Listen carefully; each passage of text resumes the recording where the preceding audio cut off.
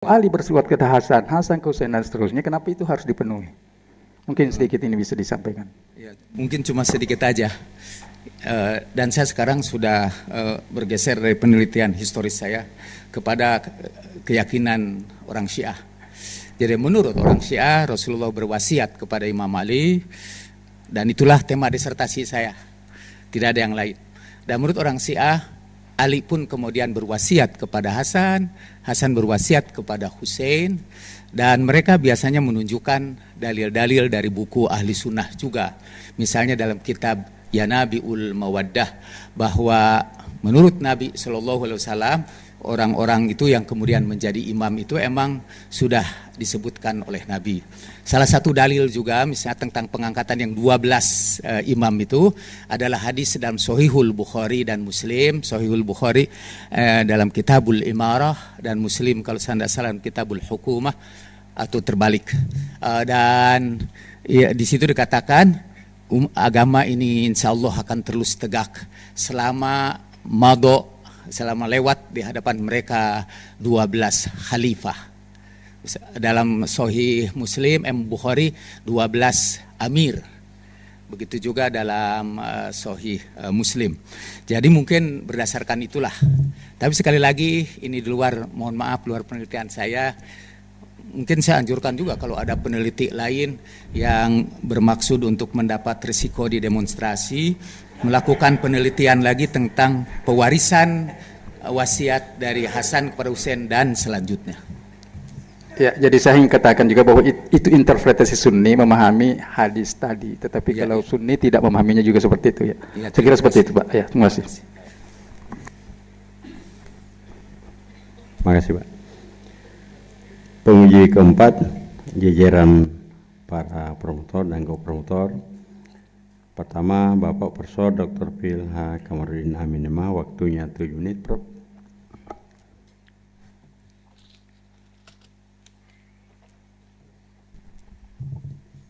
Bismillahirrahmanirrahim. Assalamualaikum warahmatullahi wabarakatuh. Waalaikumsalam. Promovendus yang saya hormati, sebagai promotor tentu saya tidak segalak penguji, Pak. Pertama, pertanyaan ringan saja dulu. Menurut Promovendus, signifikansi sunnah sahabat dalam konstruksi pemikiran Islam pasca sahabat, khususnya pasca atau pada fase-fase pembentukan atau formative period, itu seperti apa? Sampai hari ini, kira-kira dalam konstruksi pemikiran fikih, konstruksi pemikiran Islam, sesignifikan apa sih sunnah sahabat itu dalam mempengaruhi para pemikir Islam sampai hari ini? Itu yang pertama. Silakan. Saya mungkin ingin memberikan contoh yang mutaakhir. Di Mesir sekarang ini ada salah seorang pemikir Islam, masih muda, mungkin usianya sama dengan usia anak saya. Dia pernah memimpin orang-orang yang demonstrasi di Medan At-Tahrir di Mesir ketika menggulingkan Mubarak, sehingga ia dikenal sebagai Khatib Medan At-Tahrir. Dan dia kemudian diskusi, sekarang dia di penjara dan menderita virus C, meminta supaya ia diizinkan untuk berobat, tapi Jenderal Misi tidak mengizinkannya, dan dia dipenjarakan karena dia mencoba mengkritik sunnah sahabat yang itu berpengaruh sampai ke Promovendus yang saya hormati, yang saya maksud itu adalah dalam pembentukan pemikiran Islam, paradigma sunnah sahabat itu sejauh mana itu digunakan. Jadi bukan pada pendapat orang bahwa sunnah sahabat itu otoritatif, harus dijadikan sebagai hujah.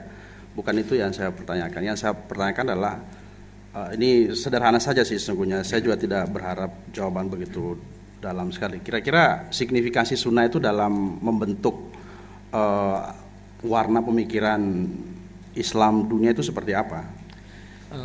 Ya, pertama, kecenderungan orang untuk mempertahankan sunnah sahabat. Menurut saya sekiranya sunnah sahabat itu mendatangkan maslahat, Baguslah itu dipertahankan. Dan tapi sekarang terjadi di dunia Islam itu kadang-kadang konflik dari satu kelompok yang mempertahankan sunnah sahabat dan kelompok yang lain yang ingin mengembalikan lagi kepada sunnah Nabi. Dan pemikiran itu masih terus berlangsung, konflik di antara dua kubu ini. Ini karena waktu kita sangat terbatas, jadi yang kedua Pak Kang Jalal, cara yang benar atau cara yang kira-kira reliable untuk mengidentifikasi sunnah sahabat itu seperti apa sih? Terus terang saya sangat miss dalam disertasi ini yang menurut saya secara metodologi sedikit saya anggap agak fundamental, karena literatur yang Anda kutip, hadis-hadis yang dikutip itu tidak pernah dipersoalkan apakah literatur ini sahih atau tidak. Jadi suatu saat kalau ada peneliti, misalnya saya melakukan penelitian dan saya kaji bahwa ternyata hadis yang Anda gunakan itu semua tidak benar atau tidak seperti yang diatribusikan, maka seluruh kesimpulan yang ditarik oleh Promovendus itu kolaps semuanya. Karena tidak pernah disoal sedikit pun tentang otentisitas, originalitas daripada sumber yang dikutip. Misalnya begini, tentang hadis yang dalam Sahih Bukhari sekalipun, sepertinya Promovendus yakin sekali bahwa apa yang disampaikan Bukhari itu 100% benar adanya.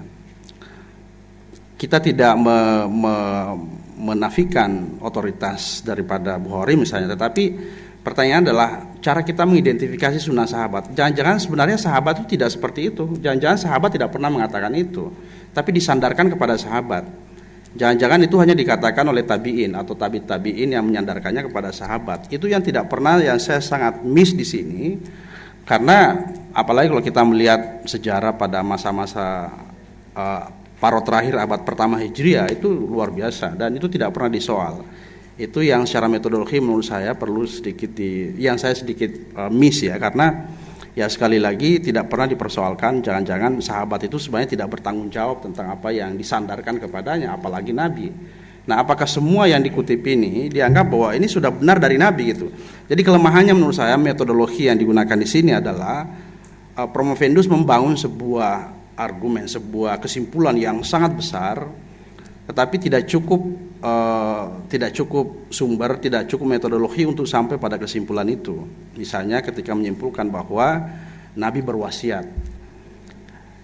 Hadis-hadis yang dikutip oke lah, ada hadis dari Sunni dan tanpa mengutip dari Syiah oke. Tetapi kan pertanyaannya itu tidak pernah disoal apakah itu benar atau tidak. Dan siapa yang mengatakan itu? Apa betul sahabat? Jangan sampai tabi'in atau tabi'in dan seterusnya.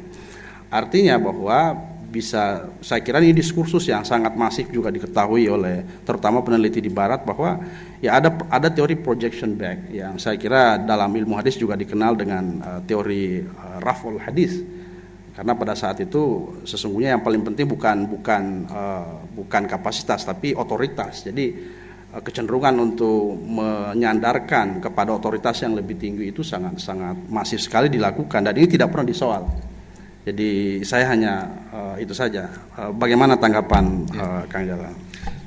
Saya seperti saya ulangi berkali-kali, saya menggunakan metode historiografis.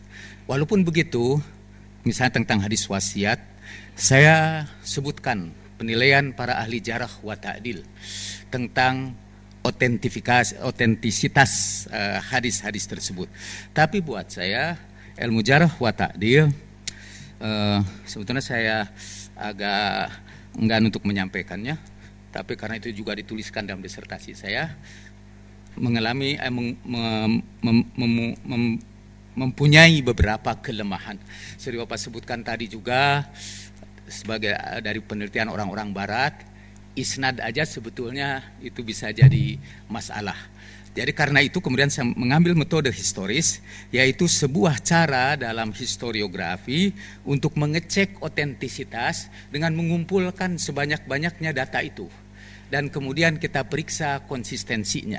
Nah, itulah inti dari metode abduktif. Jadi sesuatu itu kita pandang reliable kalau data-data itu yang kita kumpulkan itu konsisten satu sama lain tanpa memperhatikan sanad hadis itu. Terima kasih.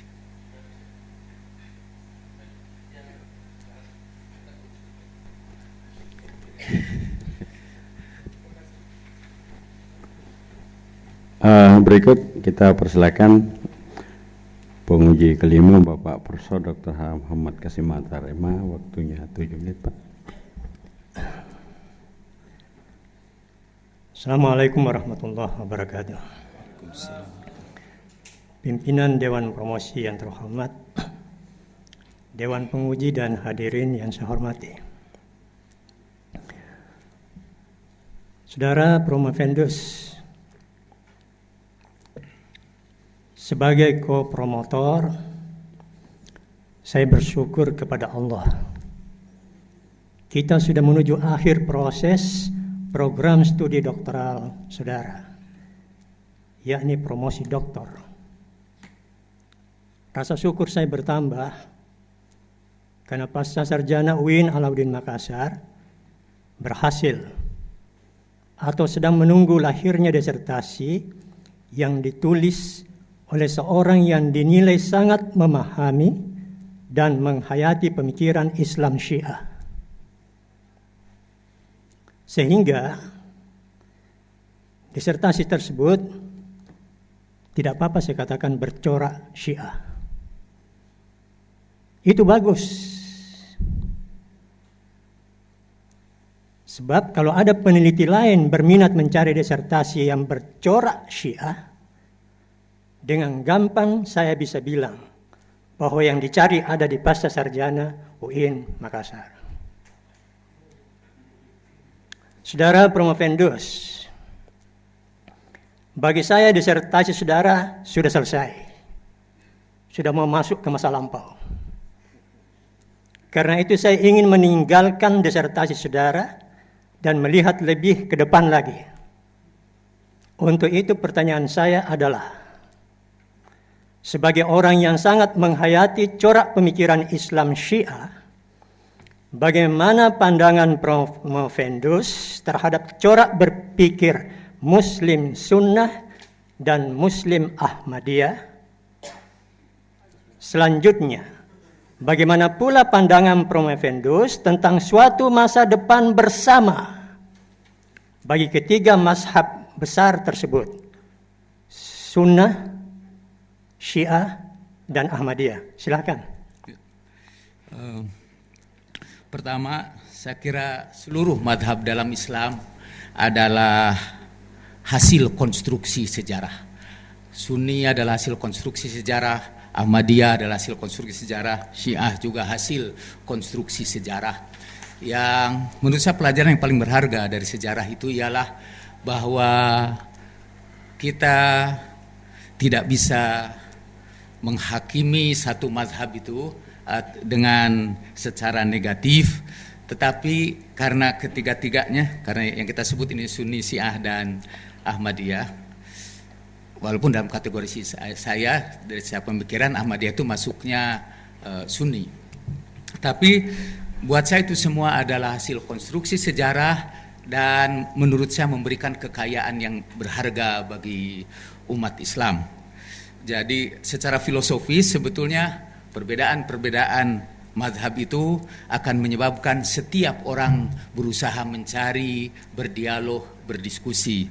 Dan memang saya membayangkan masa depan Islam yang terdiri dari berbagai mazhab itu dipenuhi dengan harmoni dan saling memahami, bukan ditandai dengan saling fitnah dan saling menghujat. Dan kalau tujuannya tentu saling memahami, kita memerlukan dialog yang terbuka.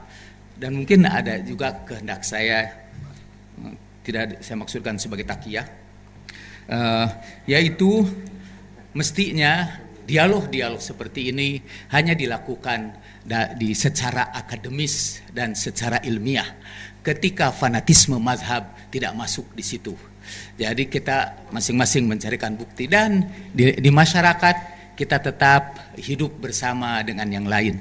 Untuk penjelasan yang lebih lanjut, mohon maaf, saya pernah menulis buku Dahulukan Akhlak di Atas Fikih, yaitu perbedaan-perbedaan itu tidak usah menjadi perhatian dalam pergaulan hidup kita sehari-hari, biarlah itu diurus oleh para akademisi saja. Ahmadiyah tidak usah dimasukkan di sunnah. Ya, Karena kenyataan historis sosial, Iya. orang Sunnah mengganyang Ahmadiyah. betul ya. Jadi biarkan saja seperti yang saudara katakan, itu produk sejarah. Iya. 3 peta besar Islam, Syiah, Ahmadiyah, dan Sunnah. Oke? Iya. Oke, terima kasih. Setuju, setuju. Baik, kita persilakan Bapak Promotor Utama Profesor Dr. H. Ahmad M. Ima. Kali ini akan bertindak selaku penguji, waktunya 7 menit, Pak. Ya, terima kasih. Assalamualaikum warahmatullahi wabarakatuh. Saya melihat kita bertambah kaya sekarang ini karena sudah ada Ahmadiyah. Saya pernah mengumpulkan mahasiswa sebagai sejarawan. Setelah saya mempelajari sejarah Islam, seandainya Nabi dengan kekuasaan Tuhan, innallaha ala kulli syai'in qadir, lalu dihadapkan kepada kita, hadir bersama dengan kita pada hari ini. Kepada Nabi kita tanya, apakah dia Sunni atau Syiah atau Ahmadiyah? Saya tambah lagi satu.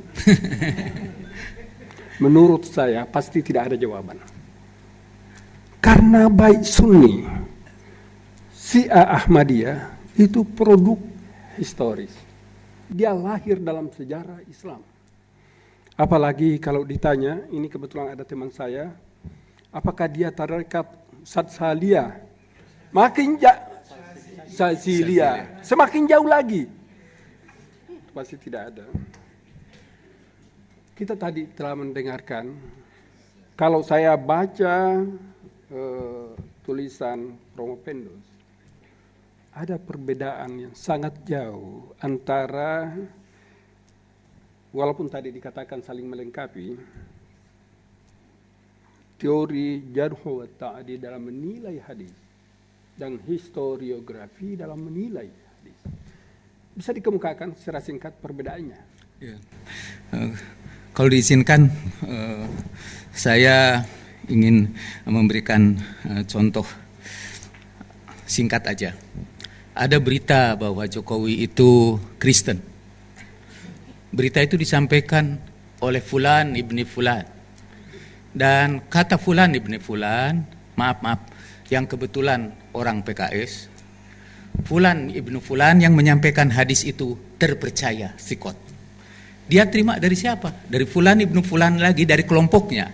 Dan kelompoknya itu juga mengatakan berita itu sikot. Kemudian disampaikan kepada mereka bahwa menurut Megawati, Jokowi itu Islam. Tapi kata ahli hadis dari kelompok ini, Megawati fasik, tidak bisa kita percayai.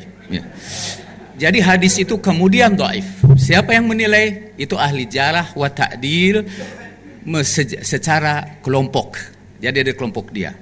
Dalam metode historis, kita tidak dhaifkan dulu itu. Tapi data-data itu kita kumpulkan dan kita cek konsistensinya. Kita bukan hanya mengumpulkan dari yang mendhaifkan hadis itu, juga kita kumpulkan yang mensohihkannya, juga yang dia dhaifkan. Misalnya kita lengkapilah data-data itu. Misalnya kita tanya Jokowi sendiri, dan Jokowi katanya Islam. Terus kita tanya juga orang-orang Solo, ternyata Jokowi itu Islam. Dan pada waktu kampanye, sekarang udah lewat kampanyenya, ternyata Jokowi itu selalu berhenti di setiap tempat kalau sudah datang waktu sholat, dan dia memilih masjid yang terdekat. Itu di tengah-tengah menyebarnya hadis Jokowi seorang Kristen. Nah, data-data ini kemudian kita sambungkan. Jadi kita tidak hanya berdasarkan hadis dalam data sejarah, tetapi juga berdasarkan data-data sejarah lainnya. Termasuk dalam buku ini misalnya peristiwa-peristiwa sejarah lainnya yang berkaitan dengan itu. Sekarang bagaimana kalau saya mengatakan perbedaannya, historiografi itu dia bertolak dari keraguan. Jadi kalau ada yang mengatakan, dia ragukan dulu. Berbeda dengan metode jarh wa ta'dil, dia bertolak dari keyakinan. Iya. Itu yang saya baca dari disertasi Anda. Saya kira demikian. Terima kasih. Terima kasih. Ya, ini karena saya Jadi bukan pertanyaan masalah disertasi, tapi boleh jadi terkait-kait sedikit lah dengan disertasi. Bisakah Prof. Pendus menjelaskan posisinya di sini di tulisan ini dituduh sebagai agen Syiah? Bagaimana penjelasannya? Ya. Karena itu tuduhan, jadi saya agak sulit untuk menjelaskan. Tapi posisi saya sekarang, saya kalau itu disebut, saya sebetulnya termasuk pengikut, kalau di dalam fikih itu kita sebut talfiq. Jadi saya mengambil hal-hal yang berharga dari Ahlus Sunnah, saya mengambil juga hal-hal yang berharga yang bisa saya terima dengan ukuran saya dari orang-orang Syiah. Jadi banyak di Indonesia saja orang-orang Syiah yang menganggap saya ini Syiah yang munharif, artinya yang menyimpang dari kebanyakan orang-orang Syiah. Tapi juga banyak Sunni yang berkeyakinan bahwa saya Syiah asli yang tidak bisa diragukan lagi. Ya, yang terakhir itu keyakinan bahwa Prof. Pendus adalah Syiah asli yang membuat kami di sini itu dalam tanda petik babak belur. Mohon maaf, Pak. Baru 10 hari saya menjabat rektor, itu saya sudah di demo pertama kali dengan nama ingin audiensi. Audiensi kan mestinya 3 orang saja, tapi ini 60 orang, Pak. Dan bawa yang panjang-panjang itu. Padahal ruang rapat saya kan cuma ada 18 orang. Sejak itu saya mengatakan, setelah bertemu dengan kawan-kawan, ini sudah terdaftar sebagai mahasiswa pasca. Jadi siapapun berhak memperoleh pendidikan di UIN Alauddin. Jangan kata Syiah, seandainya Kang Jalal Syiah, orang non Muslim pun kita terima di sini. Jadi final, saya bilang final. Ini jalan terus, nanti berhenti kalau dokter. Alhamdulillah hari ini walaupun demonstrasi di DPR, tetap kita ujian di sini, Pak. Itu sebabnya saya membutuhkan informasi penjelasan itu, membersihkan diri seandainya betul-betul bukan Syiah.